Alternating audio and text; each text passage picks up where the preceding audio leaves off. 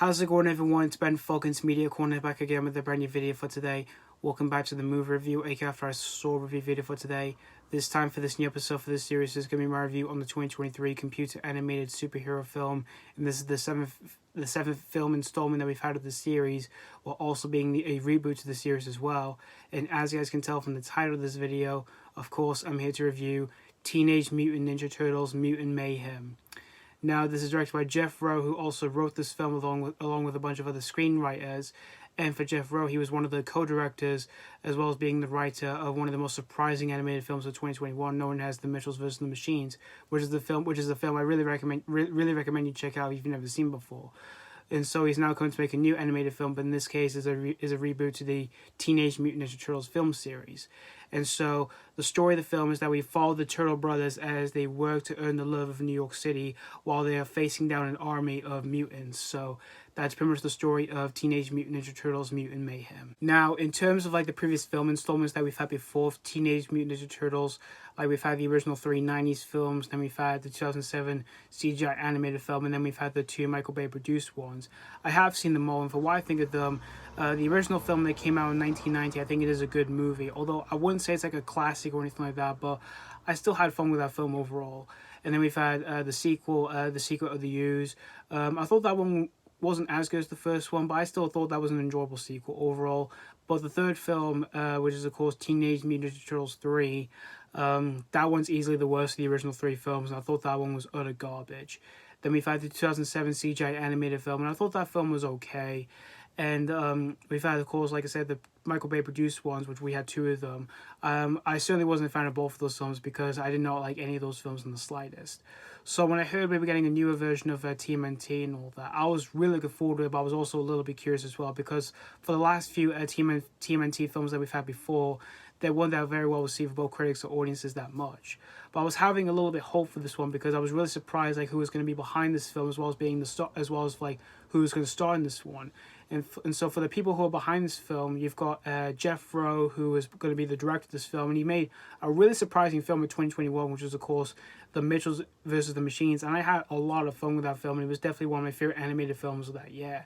So I was really intrigued to see what he was going to do for this new reboot of TMNT, and I was really surprised like who was. And I was also really surprised that Seth Rogen was also going to be behind this film as one of the few writers of this film, as well as being one of the main stars of this film. And I'm a fan of Seth Rogen myself. I think he's a really talented writer and talented actor. So I was really intrigued to see what he was going to do for this reboot of TMNT as well.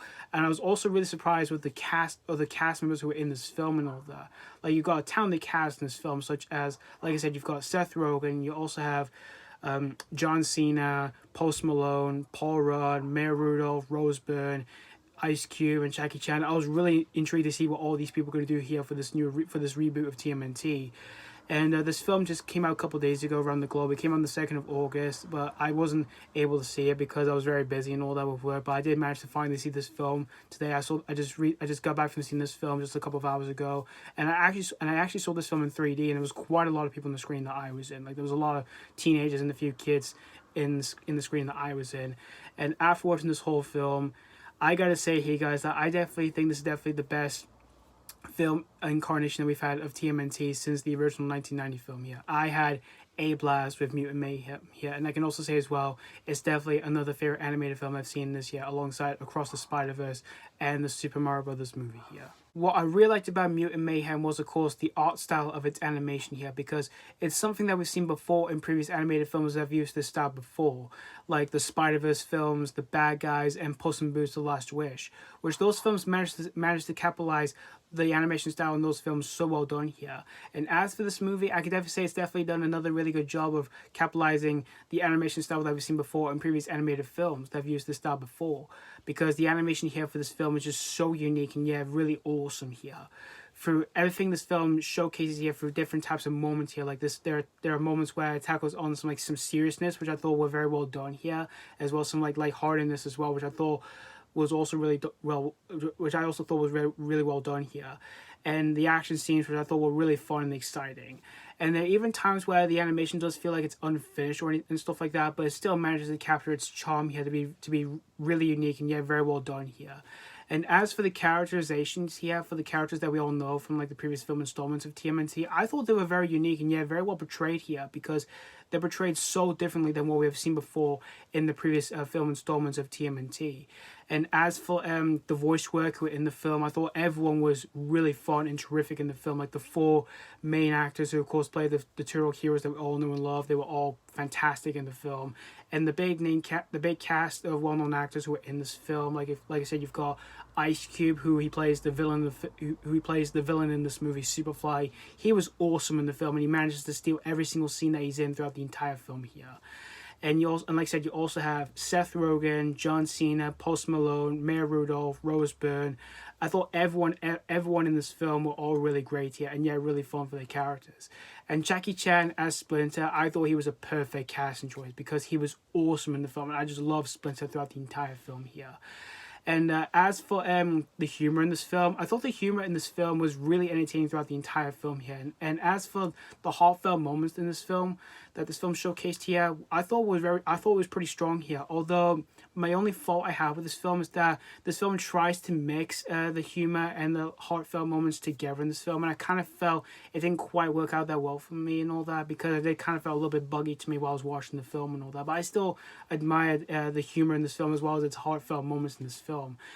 And there's a few references in the film which I thought were very surprising and all that. There's a few pop culture references as well, some other references and all that as well as some other references to other things and all that, which I thought were very surprising. And there were a few that I didn't really see coming or anything like that, because I was just generally having a lot of fun with this film through everything this film showcased here that I thought were incredible here, from the characterization to the animation and everything else as well.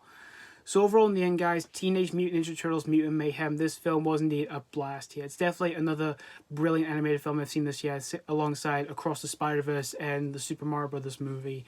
And there are a few ways I can recommend this film. If you're a huge fan of TMNT, or if you're just a huge fan of the cast who are in this film, this is one you don't want to miss out for yourselves here. And I do really recommend you see this one with either your best friends or your family. So that's pretty much all to say about Teenage Mutant Ninja Turtles Mutant Mayhem. I'm going to give Teenage Mutant Ninja Turtles Mutant Mayhem 4.5 out of 5.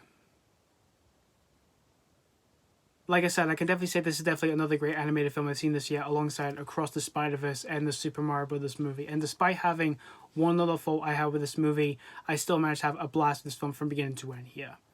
So thank you guys so much for watching my ACAF store review on Teenage Mutant Ninja Turtles Mutant Mayhem. And let me know what you think of this movie if you have seen this already, or if you just recently checked out this film. Did you have a blast with this, or was it not really a popcorn treat? As always, thank you guys so much for watching. And this has been Fogan's Media Corner saying, cowabunga, dudes.